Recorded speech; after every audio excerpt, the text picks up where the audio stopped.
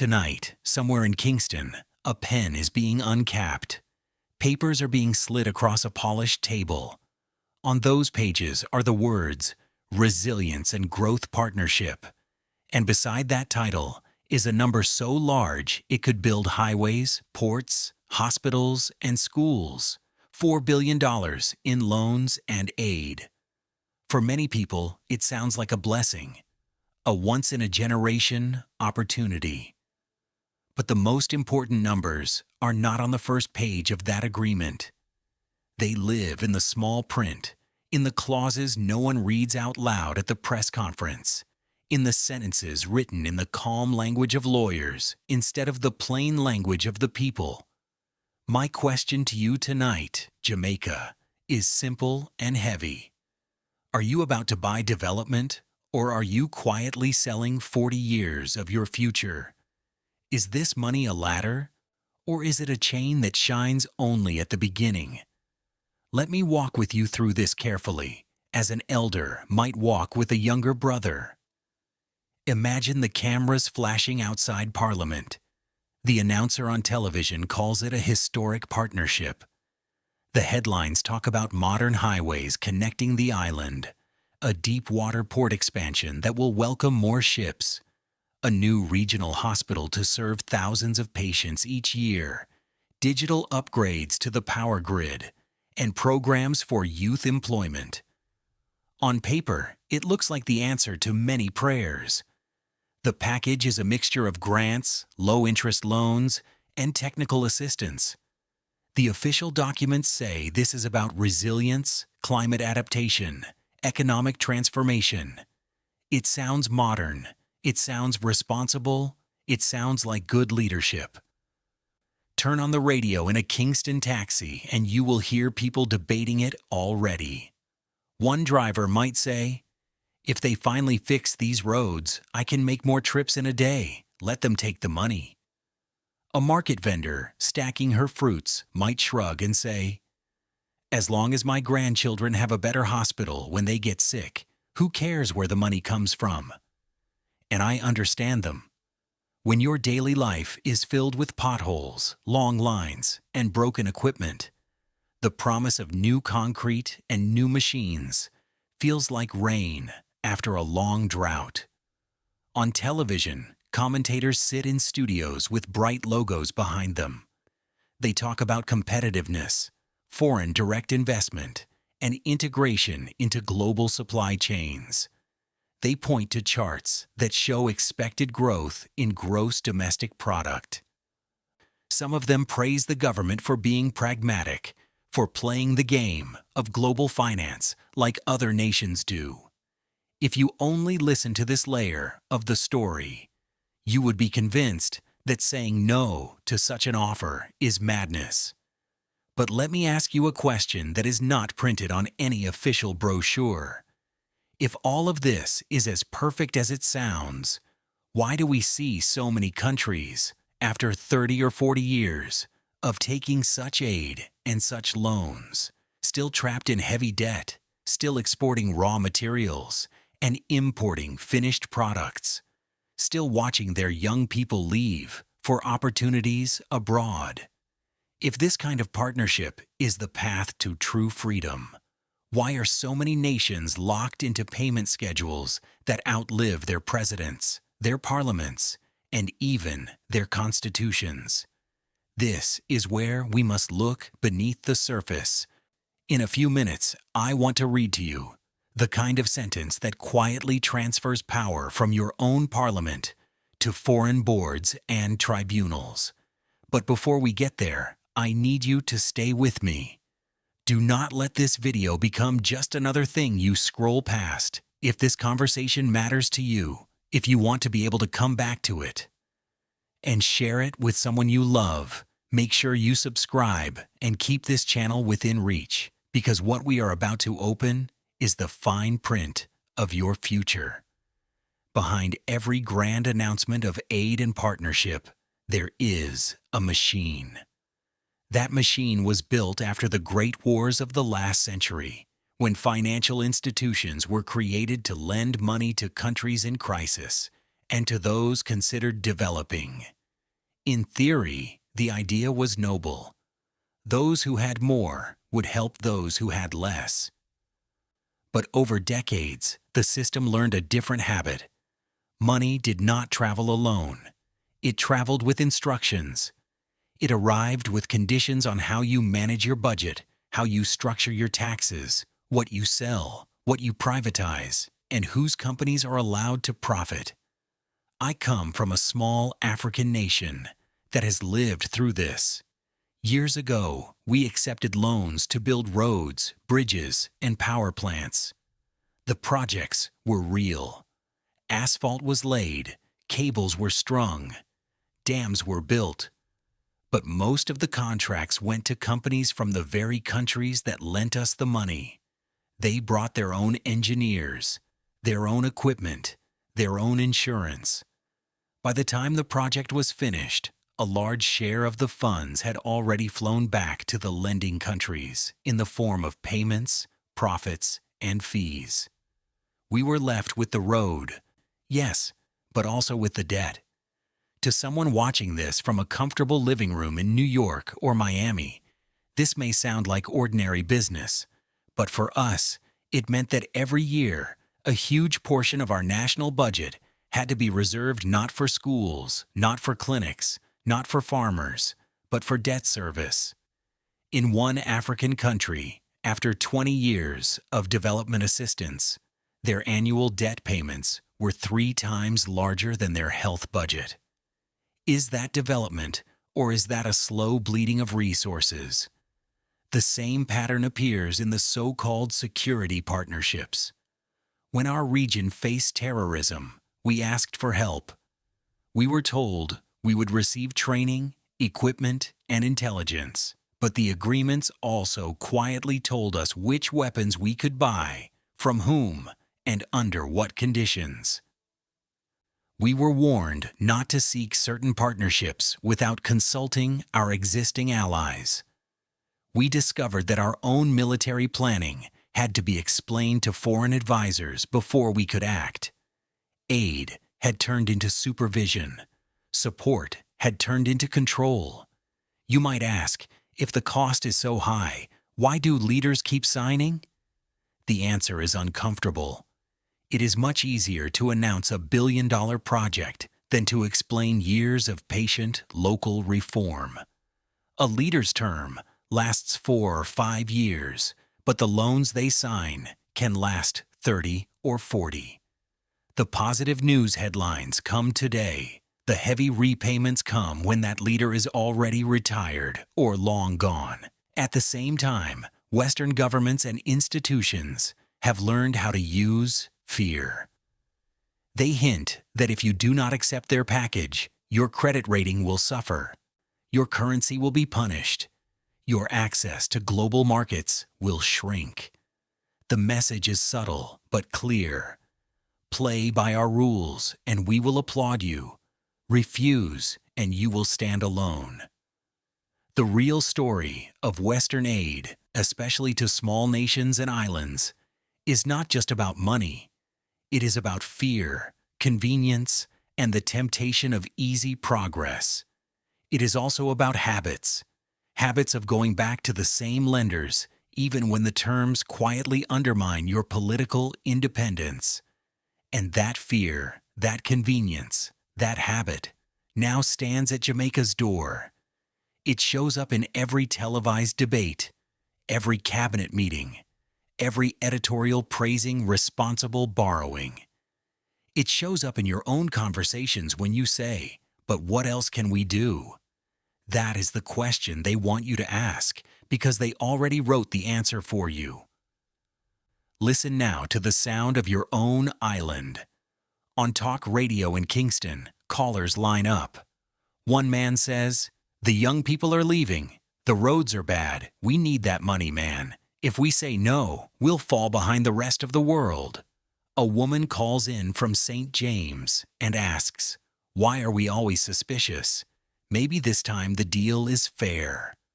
At a church meeting, a pastor reminds his congregation that God sometimes answers prayers through unexpected people. He wonders aloud if this package might be such an answer. Meanwhile, in the Caribbean region, other islands are watching. Some of them have already walked down this road. One country signed an agreement a decade ago that promised port modernization and debt relief. For a few years, everything looked bright. Cruise ships increased. Locals found jobs at the new facilities. But when the repayments became heavy and government revenues were tight, the country found itself having to sell additional stakes in its electricity company and its airport just to stay afloat. Piece by piece, control over key infrastructure moved abroad. Regional organizations talk in polite language about leveraging external finance and strengthening resilience. But behind those phrases lies a nervous reality. Some leaders fear being labeled irresponsible if they hesitate. Others quietly resent the strings attached, but feel trapped by the expectations of the electorate and the pressure of creditors. In truth, the Caribbean is divided between those who believe sovereignty can be traded for short-term stability, and those who believe that once sovereignty is traded, it is not easily recovered. Outside the region, newspapers in wealthy countries are already drafting their editorials. They will describe Jamaica's potential deal as a model partnership. They will praise forward-thinking leadership and rules-based cooperation. They may interview experts who speak calmly about risk management and macroeconomic stability. What they will rarely mention is who writes the rules, who controls the arbitration, who profits from the contracts, and who bears the final burden if things go wrong. There are, however, voices who see through the smoke. A retired professor, watching from his small apartment, might say, "When money arrives with a pre-written political script, you are not being helped. You are being choreographed." He understands that when your budget, your elections, and your foreign policy begin to respond more to external opinions than to internal needs, you have quietly ceded a part of your independence. Now let me bring you to a hospital ward in Jamaica. Her name is Marcia. She is a nurse who has worked in the public system for 20 years. Every day she deals with broken equipment, overcrowded rooms, and colleagues who are exhausted from double shifts. When she sees the posters for a new regional hospital, funded by foreign aid, of course she feels a spark of hope. Maybe there will be more beds, more machines, more staff. Maybe patients will no longer lie in the hallway. But then she hears that the construction contract has gone to a foreign company, that maintenance will be outsourced to another, and that the government will be repaying the loans for decades. One evening, as she and her colleagues discuss the news in the break room, she says quietly, "They tell us the new hospital will be ours, but the loan is ours and the profit is theirs." She is not an economist, she is not a politician, but she understands something simple: who owns the debt and who owns the revenue. In many aid packages around the world, one pattern repeats itself. For every dollar of so-called aid that arrives in the global South, several dollars eventually flow back to the North through interest payments, profit repatriation, and contracts awarded to foreign firms. The money spins in a circle, but the obligations stay behind. So we must ask the uncomfortable question: if the roads are here, but the profits are gone; if the port is modern, but the key decisions are made elsewhere; if the hospital is built, but the financing means you must cut funding to other services, who really won the deal? Is this development, or is this a polite, slow way to keep nations in their place? The answer becomes clearer when we look at one particular clause that appears in draft agreements, a clause I have seen in more than one small country's negotiation. And I have been told that such a clause already exists in some form in the drafts being discussed for Jamaica. Imagine this clause, buried deep in the text, a foreign consortium, is granted the right to operate, manage, and profit from a key port or logistics hub in Jamaica for 99 years, not 9, not 19, 99. In exchange, they provide a portion of the financing and technical expertise to expand and modernize the facility. They promise jobs, training, and increased trade. On the surface, it sounds like a win-win. But read further, and you find that any disputes between the investors and the Jamaican state will not be settled in a Jamaican court before Jamaican judges under Jamaican law. They will be decided in an international arbitration chamber far away, overseen by people no Jamaican citizen ever voted for. To an ordinary listener, that may sound like a technical detail. To someone over 50 who has watched the world change, it should sound like a transfer of power. It means that if, 20 or 30 years from now, a future Jamaican government decides that the terms are unfair, that the environmental damage is too high, or that the national interest demands a different model, they may not simply pass a law and renegotiate. They could be sued for billions in damages in a forum tilted toward investors. Your parliament's voice would be weighed against a contract signed long ago in a room the public never saw. A former official from a great power once said, not realizing he was being recorded, "Whoever controls the sea lanes around the Caribbean doesn't just control trade, they shape politics on every island." When control is not possible through military bases, it can be achieved through ownership, concessions, and legal frameworks that outlast any election. So let me put the question to you plainly, Jamaica. Have you already agreed, in principle, to give up part of your economic steering wheel for nearly a century, in exchange for money that will be spent in just a few years? Is this help, or is this the leasing of sovereignty, piece by piece, wrapped in the language of partnership? In a few moments, I will show you the full pattern, the blueprint that has been used in country after country, and the one decision Jamaica still holds in its own hands for now. The blueprint goes like this. First, there is a real problem. Infrastructure is weak. Debt is heavy. Climate disasters are more frequent. Young people are unemployed. These are not illusions. They are real burdens. Second, a package is offered that promises to address these problems, combining loans, grants, and reforms. Third, the conditions require the recipient country to open up certain sectors, reduce subsidies, or privatize state assets. Fourth, the long-term revenue from these assets, and sometimes even legal jurisdiction over disputes, passes into foreign hands. As time passes, debt repayments eat into the budget, forcing further concessions and cuts. What began as a rescue becomes a cycle. You can see versions of this story in many regions. One country was told it would become a shining example of successful reform if it privatized its electricity sector.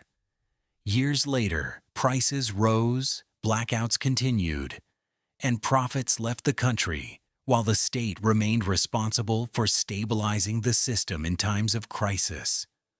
Another country, desperate for balance of payment support, agreed to cut spending on education and health. They balanced the books on paper, but lost a generation of opportunity. It does not always end in tragedy. Some nations, including my own, eventually decided to step out of this pattern. We asked ourselves, what is the point of having a flag, an anthem, and a seat at the United Nations if our budgets are written elsewhere? When our people faced terrorism and instability, we realized that our security had become someone else's business model. We saw that as long as our economy was structured around debt denominated in foreign currencies, and as long as we limited ourselves to exporting raw materials and importing finished goods, we would be permanently vulnerable. So we made a choice. We did not make it because it was safe. We made it because our dignity demanded it. We re-examined our agreements. We rejected some offers that looked generous, but were tied to interference in our internal decisions. We sought new partners on terms that respected our sovereignty. We invested heavily in mobilizing our own resources, even when that meant slower progress in the short term.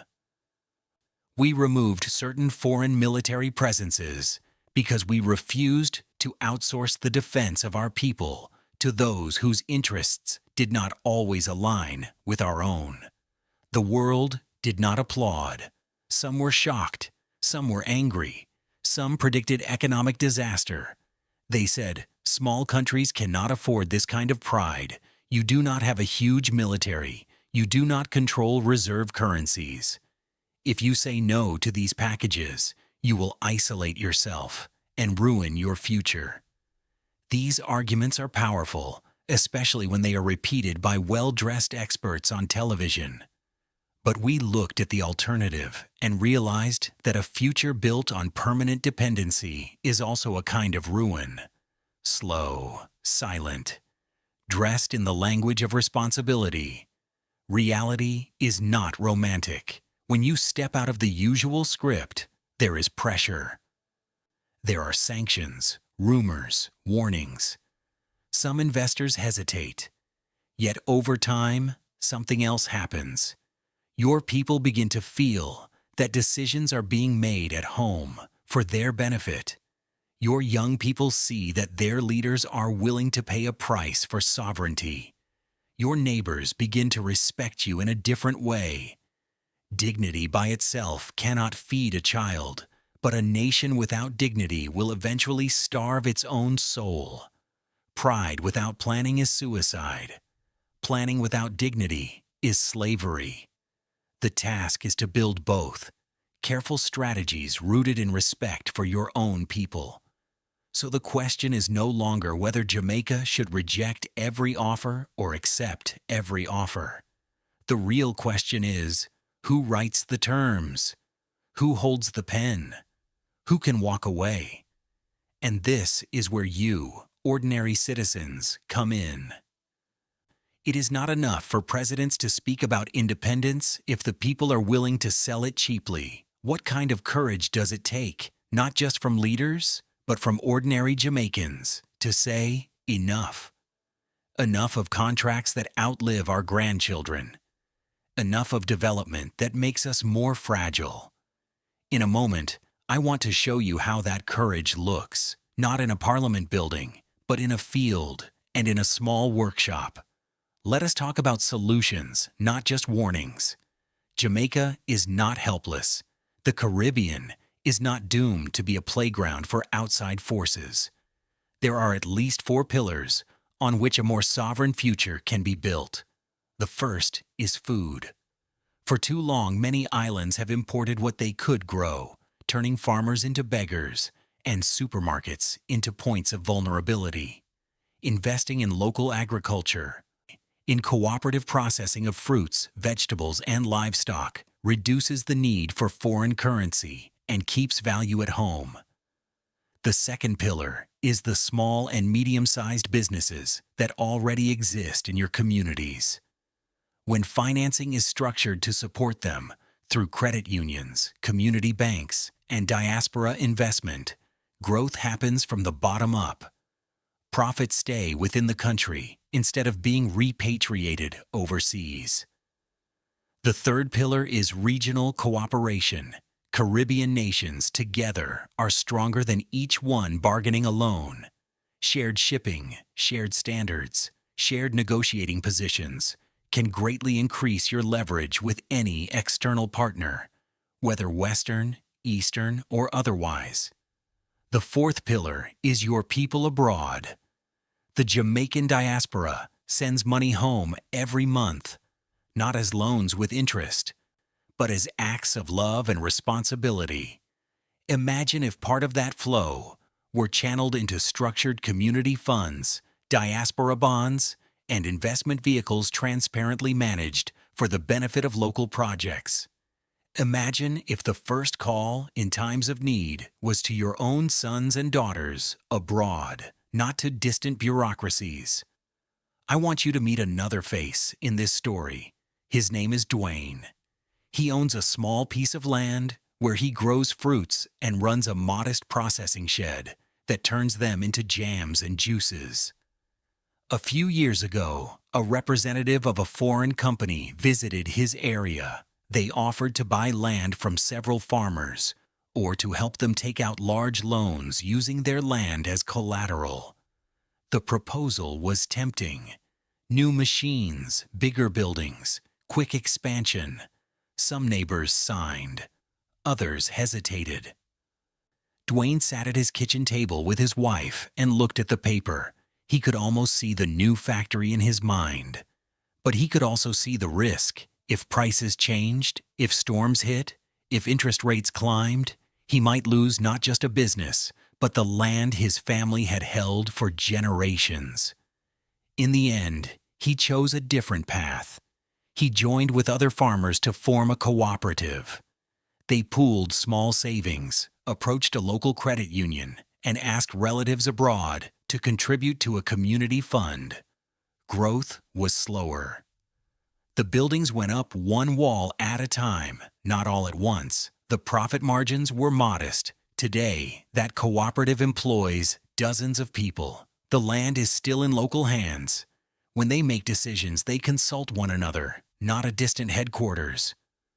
The profit is smaller today, Dwayne says. But the land is still ours tomorrow. His story will not make international headlines.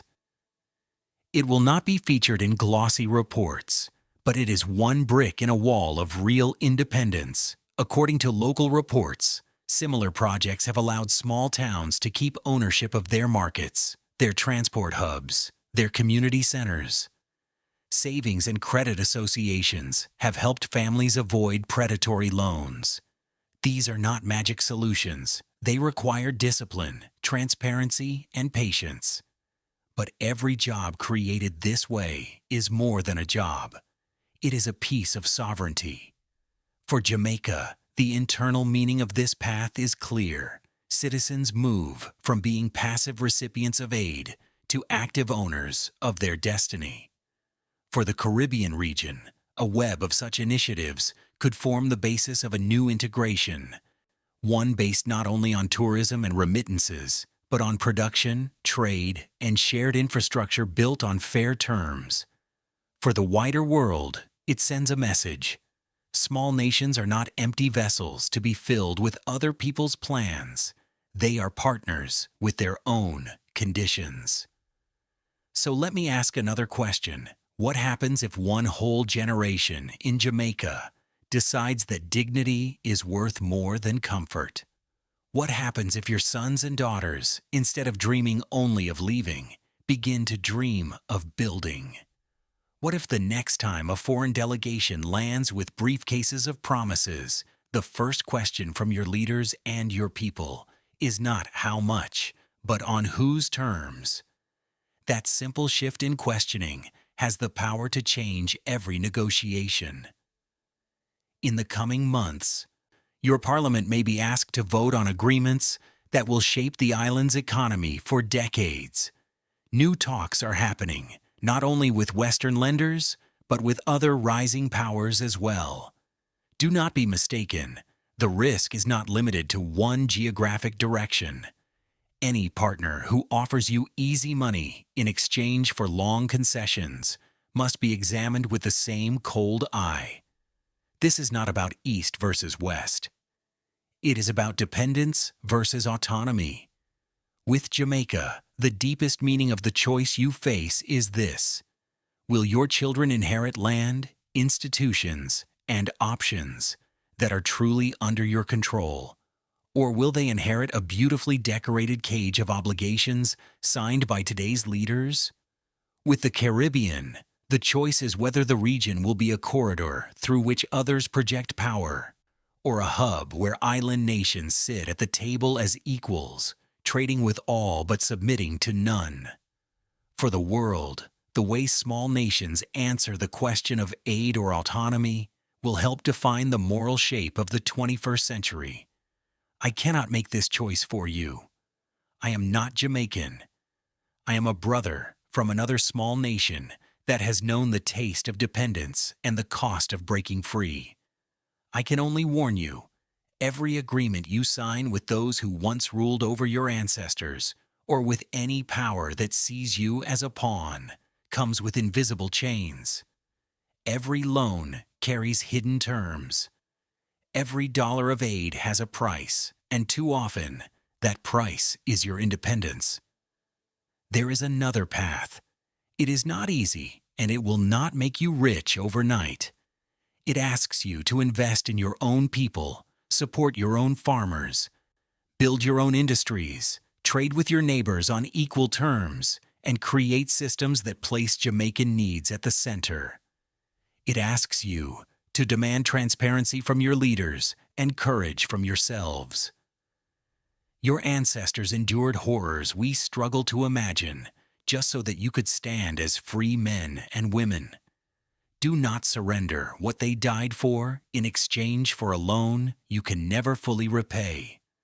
Do not sell long years of sovereignty for short bursts of applause. Be wise, be brave. If you believe that no nation, no island, no village should live on its knees, then do not just watch this and move on.